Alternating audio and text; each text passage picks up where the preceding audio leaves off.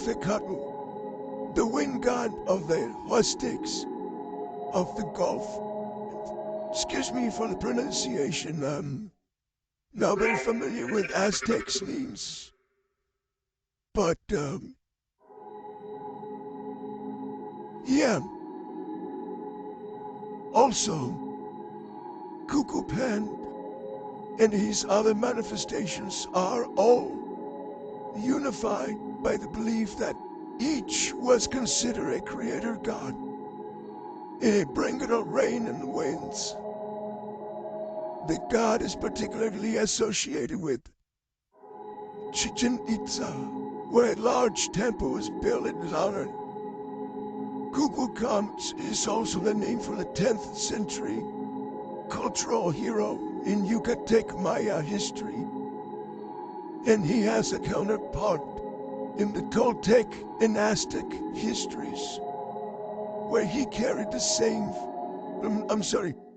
the name Seacatl, Topiltzin Quetzalcoatl.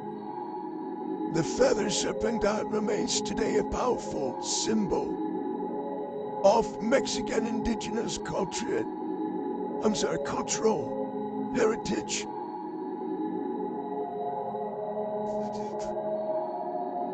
See, so in todo respect, the absolute belief that today's Mexican people believe that Kukulkan is their dad, which I totally respect that.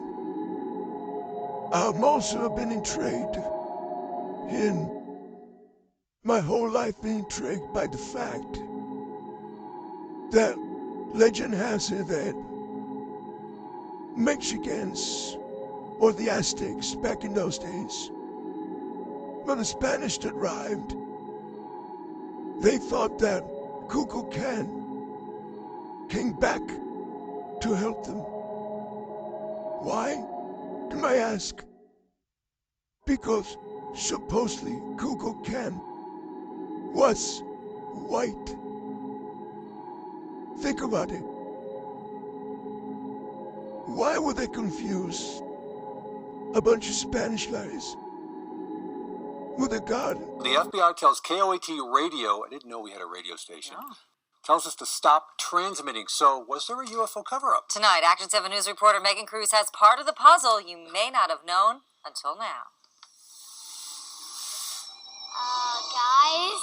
It might seem a little hokey. Are you real? But the visitors love it. A mysterious fog, then some movement before 5 little gray men come to life. Excuse me, what?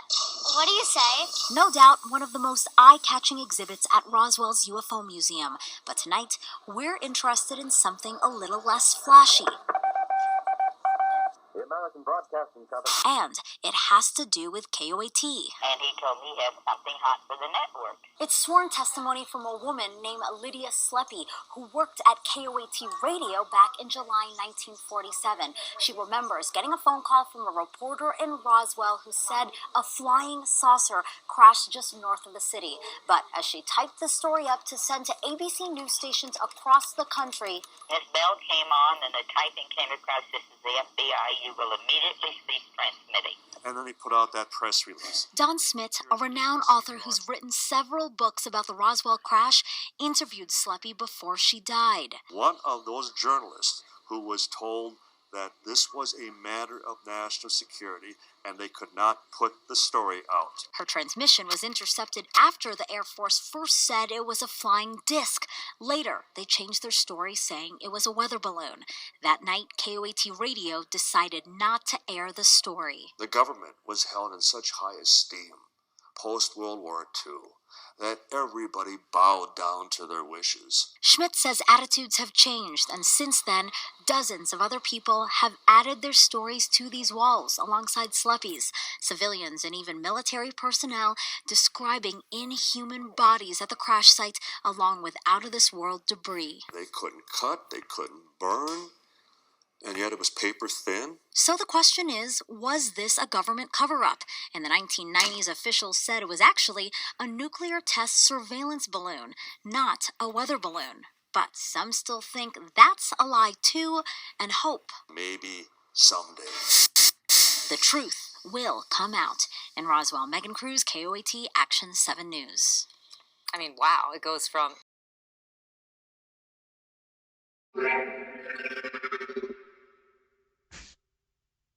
See, what's funny about that is that the government itself, back then, when the Roswell crash happened, the military officials themselves, they reported the crash. Then they retracted, saying that, oh, you guys are hallucinating. It was just a weather balloon. And they forced that poor guy Marcel to, show the fake proof in front of the camera and pose for the reporters. And face the fake truth. And what the government did, supposedly back then, is they threatened all the witnesses and said that they're not allowed to talk about it. And see, back then you gotta think that the government was sacred back then. We thought of the government as a bigger than God entity, and everybody respected the government. So whatever the government told you back there, you did it, and you had to follow along and be a good boy, so to speak. Those times are long gone, and people want to know the truth. Like I said before, the truth is out there. You just gotta look up, point your cell phone, and start recording. Because I guarantee you that if you spend a couple of nights out there looking at the sky, you will see something.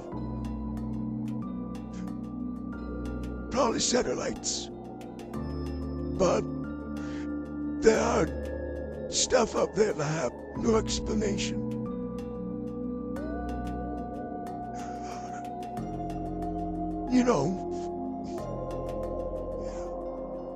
Another big example of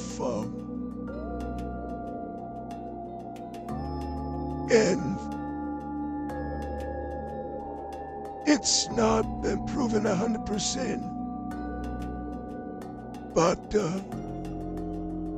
Billy Mayer from Switzerland, it's a guy that since the 60s, probably late 60s, early 70s, he's been having contacts with this poster, tall whites.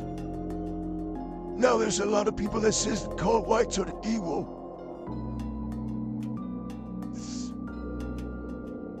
But Billy Mayer states that the tall whites, or the Nordic people, are benevolent and good people that actually takes care of our corner of the universe. And in some kind of way, they take care of us.